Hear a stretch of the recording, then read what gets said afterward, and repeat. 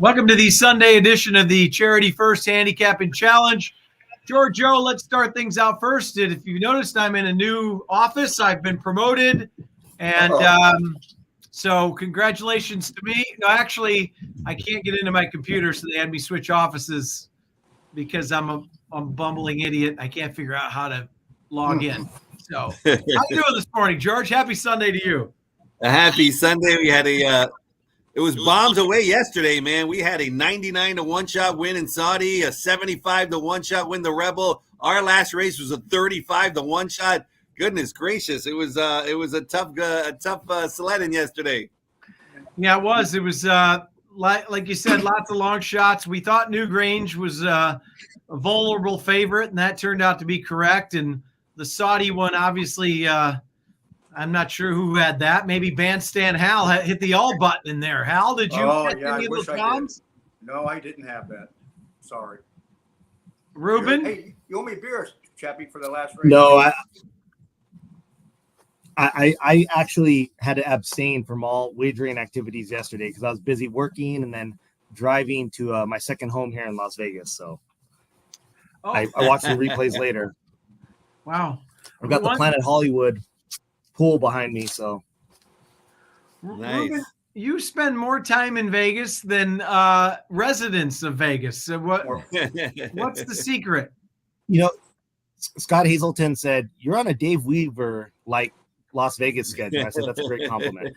We're actually running a half marathon in about 6 hours from now. So came in yesterday, had to behave, go to bed early. That's by far harder than actually running later today. So by the way, Ruben, I've got a story for you. Bandstand Hal once ran a half marathon in Vegas. That meant he drank 12 Miller Lights before noon. That was his half marathon, and he was successful. He actually came in first. Look at that. Ruben's trying to catch up to him. Georgie? Well, before we go on, and I'm sure both of you fine guests know, whoever wins today is probably going to have to come back for the weekend of First Saturday. And First Saturday is going to be a spectacular day, unrivaled in racing. 15 stakes races across two of our sister tracks, two first venues. And my goodness, it's going to be every 15 minutes a spectacular race, Chappie. Yeah, and I'll tell you what, I mean, there's plenty going on, but I think maybe the best part of it all is there will actually be an all-dirt pick 5 and an all-turf pick 5 going back and forth with a 12% takeout on each of those, which is absolutely terrific, should get tons of play. And, it's going to be wonderful field stake races, but those wagers alone make the day well worth it. Yeah. Plus, you can win $5 million if you hit all 15 stakes races. I'm going to play. It's free. It's absolutely free. And if I win, I'm going to lead the Ruben lifestyle. I'm going to be going to Vegas like every other weekend. Yeah, that's right. That's right. Hey, George, go ahead, Hal. Your wife's daughter's birthday is Tuesday, isn't it? Yeah, we're going to Disneyland. It's her birthday, Lauren Marion. So happy birthday, Lauren. Thanks, Hal, for bringing that up on the AM 830 show. And you got California Chrome behind you there, I see, Hal. Yep, over there. Are you a Chromie? Yeah, sure am. Yep, that's from Los Alamitos. That was nice. That was nice. All right, well, let's get into it, Chappie, and then we can talk about some other great stuff. But right now, our handicappers have made it to round 3. Just 3 more wins, and you guys can win $1,000.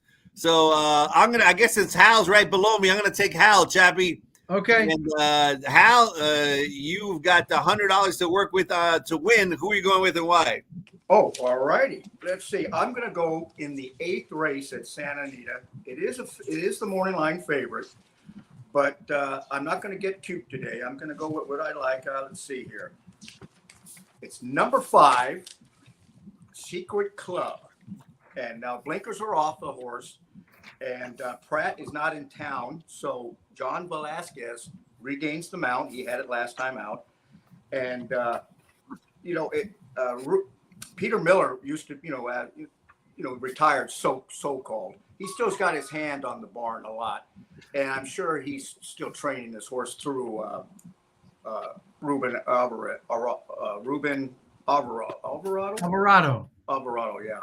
So it looks like it's going to sit off the pace and come ride. It's at a clubhouse ride, and I feel in that race, I went through all the races on Friday, and this is the only one I could come up with. I feel 100% that it's going to win. So that's Secret Club number 5, Santa Anita, race number 8.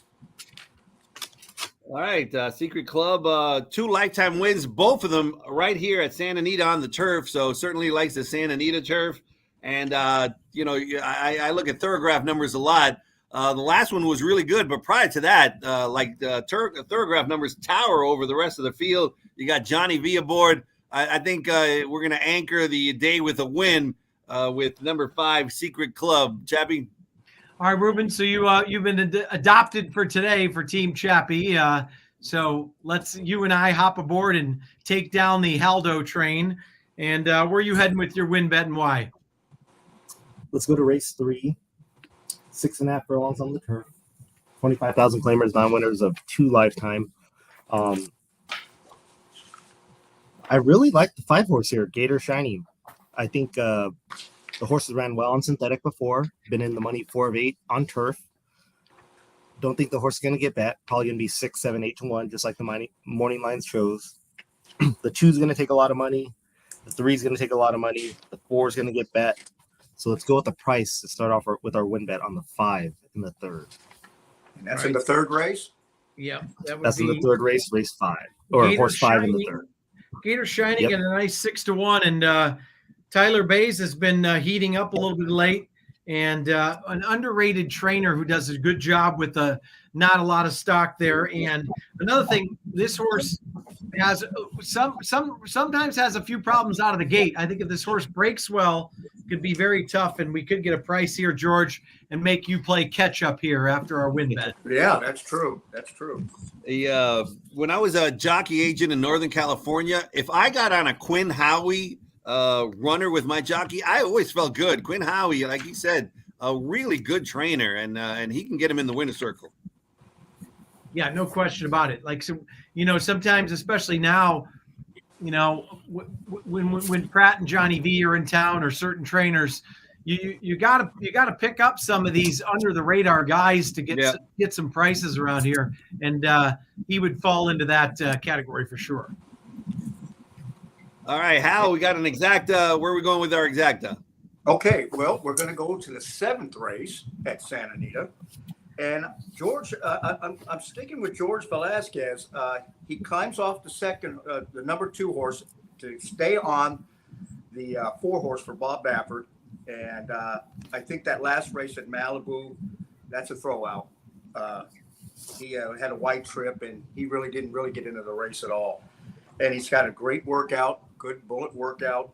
John Velasquez, my other horse, I'm going to do a $50 exacta box.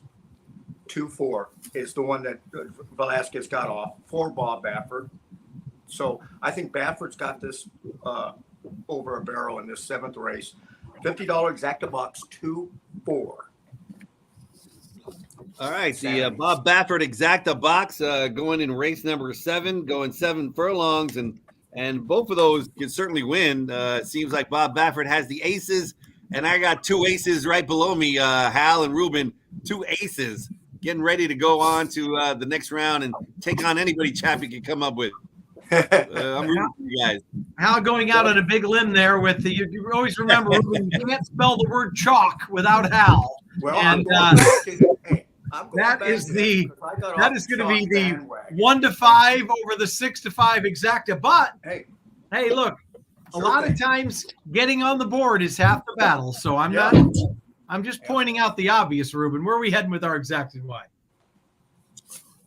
All right, not going to be that exciting, but let's go to race 6. 5.5 furlongs, 20,000 maiden claimers. The Sadler horse is going to get bet here. You're probably looking at even money, 4 to 5.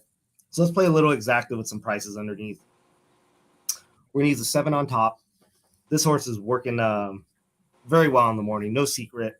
5-year-old mare only made one start, hasn't run for about a year and 4 months. I don't think it's going to be a problem off the layoff. They only purchased the horse for $25,000. The breeding is good, but not the most insane move that we've seen in the industry. So I'll take the 7 on top. For underneath, give me the 5 horse, Caton Kid for Gary Studi. A little bit of tactical speed there. Think she's going to run a good race. And then let me throw in the 8 underneath for Luis Mendez. No relation. The horse is going to drift in price. In races like this, we usually see exact combinations, favorite over the second favorite over the third favorite. Those get really suppressed. I think everybody's going to go overboard betting the chalk exactas in this leg. And, a lot of times it's just whoever can conserve energy and run well enough to run second behind the big favorite. So my exacta is going to be 7 with the 5 and 8 in race 6. All right. So 7 with the 5 and the 8. And, it, like you said, with a horse like the 7 Marie, people might say, oh, that's a suspicious drop, blah, blah, blah. Well, look, the horse has ran once. It's 5 years old, making her second lifetime start. Good luck to anybody who's going to go in and drop 20,000 for that horse. So you're almost kind of getting a free roll where you want to go here. So I like the spot you're in there, and probably be odds on, but so what, as long as we connect on the exacta, Ruben. Hey, it's you and I against Bandstand Hal, buddy. Okay, I just was informed in the 7th race that 2 is scratched. Oh, did that So I have an article. Well, I'm going to have to change that now. I'll go to the first race for my exacta box, 5-6, and it's Bill Spar who's warming up, Mike Smith who's winning races lately, and now Rispoli got on the beam again yesterday. So I've learned in the 45 years I've been playing that when people get hot in the industry, trainers, jockeys, I go with them and I ride it out until they drop off a little bit. So I'm going to go a $50 box in the first race at Santa Anita, 5-6. Hal calling the audible here, Georgie, on the fly. I like it. Well, yeah. Omaha.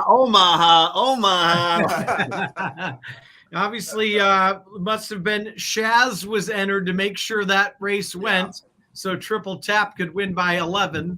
And Hal calls the audible, Omaha, and goes to race 1. Yes. Well, what is Triple Tap going to be now? Like 1-9 in that. Absolutely. Single on everybody's multi-race bets everywhere. Yeah. And Chappie, just to reiterate, and Ruben and everybody, really open to everybody, because I was a little concerned that Marie is dropping so precipitously. That does not scare you guys? Well, I'm 4 deep in that race. For races on the major circuits with owners like Cronus, for owners that are consistently buying horses for $250,000, $1 million, right? 25,000, 20,000, even 50,000 claimers, they're at a position they can absorb the cost of business for making those kind of drops. If you're at Mountaineer or Mahoning Valley or Los Sal, right, and you've got a horse that you claim for 10,000, those are different kinds of owners than, say, a 10,000 claimer dropping in for 2,500. It's almost like you're playing at a no-limit poker table, but you've got bigger blinds. At the major racetracks, the blinds are a lot bigger. So the cost of doing business, I think, is kind of inflated, and those things are kind of built into their expectations. Now, again, if we were, maybe Emerald Downs, right? You bought a horse for 25,000 and then dropped it in for 62.5, then that would be more of I think a concern. But for connections like Cronus, I don't worry about that one bit with Sadler. And I think the other thing, George, too, is I'll tell you one thing I can't attest to is normally I would have watched these workouts to have a more idea of, I like the workouts, but I left the form at home last night to take a break, so I have not looked at anything yet. But, you go back to the gambling thing. First of all, it's going to take some serious you-know-whats to claim a horse that's a second-time starter that's a 5-year-old.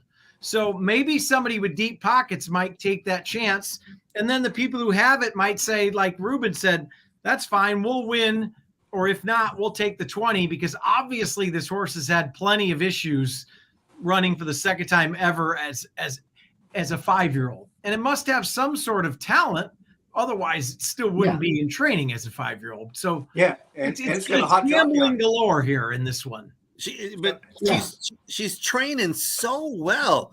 Bullet work, third best. Bullet work, third best. Man, it just seems like he could have put him in for 40.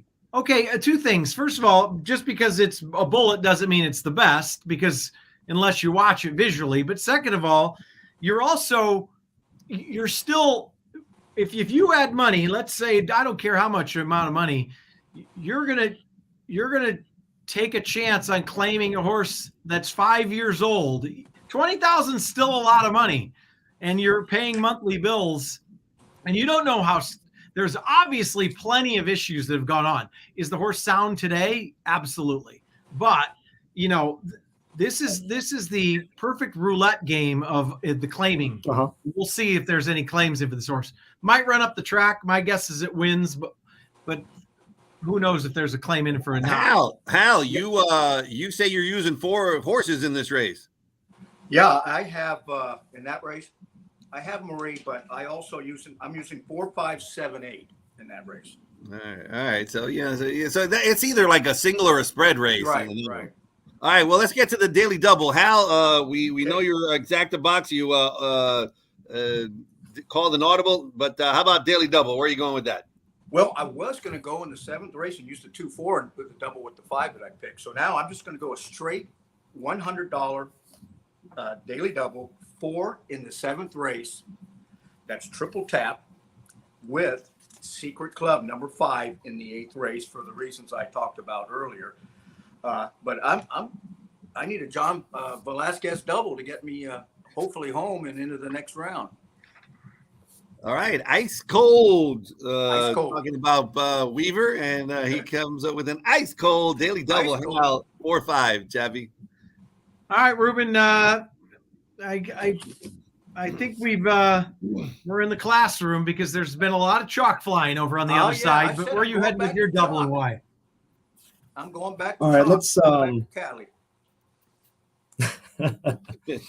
I was going to play a double originally in race 7. Now, this is not what I'm going to play. I was going to actually try to beat triple tap today with Shaw's and Dark Vader going to Secret Club.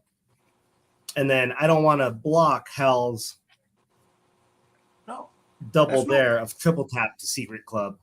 So let's try something else here. All right. Let's go to race Omaha. Yeah. Another one. Okay. Let's go to race 4 here. We're going to start our double in race 4. I want to take the 4 and the 5 to start off my double. Loma Vista is going to get bet quite a bit here. Horse has been working out well for D'Amato. Has some early speed. Ran 4th to a horse that won back in the following race. Can also use Papa Padromo's horse, the 5 next door. On the form, you see Turf to Sprint, 0 for 19. But right next to it, you see Sprint to Route. And out of 21 starters, he's had already 4 winners there. So I like the Sprint to Route angle a lot more than the Turf to Dirt. It could have just been they wanted to get another race in the horse, 3 or 4 weeks after the debut. So we're going to go 4-5 in the 4th. And then in the 5th race, there's a horse I really like here, and it's the 1 horse for Jonathan Wong, Circulo de Ganadoras. And we might have a winner's circle squared effort today from him. I think the horse can run well on dirt. The fact that he's coming from synthetic doesn't worry me at all. And he's been in the money. She has been in the money 7 of 10 on regular dirt. So let's go daily double, 4-5 in the 4th to the 1 in the 5th. Okay, so 4-5 in the 4th. Another thing about artists, if you've noticed, George Papadromo, who's actually been heating up lately, is actually 3 for his last 4 when he goes 2 sprints to a route. And then if you happen to hit that double, we're going to make Hal say the 1 horse's name 3 times fast. And if he does, he automatically wins. Circulo Tacadogodoris. Yeah, what you said. Good luck with that one, Hal. Okay, I gave it a try. That's just winner circle in Spanish is all that is. Okay. Anyway, before I guess we have to go to race 2 for the tiebreakers, the only race that they don't have action in. Okay. So even though it's a small field, it's the only race with no action. So before we get to the Wheel of Doom, I do want to mention, first Saturday, March 5th, we talked about all the great wagering opportunities.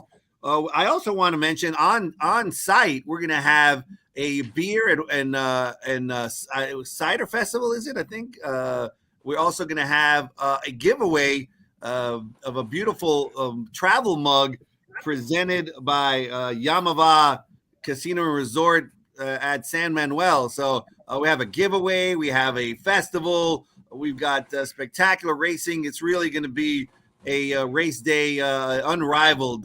So it's going to be fantastic. And we hope you guys can come out to Santa Anita and live would be fantastic. If not, you could wager as well online. Chappie, you got that? Oh, you don't have the Wheel of Death, do you? I think we're gonna have to go back to old school rock paper scissors, George, because the Wheel of Doom is in my office and I'm not in there right now. So ready? All right. 1, 2, 3. I can't see. What did you put? I got you. Scissors covers. You got me. Okay. Paper. So race 2, Ruben, who's your pick in the tiebreaker, which we will definitely not need today, but this is just in case it comes to that. I don't think there's any way.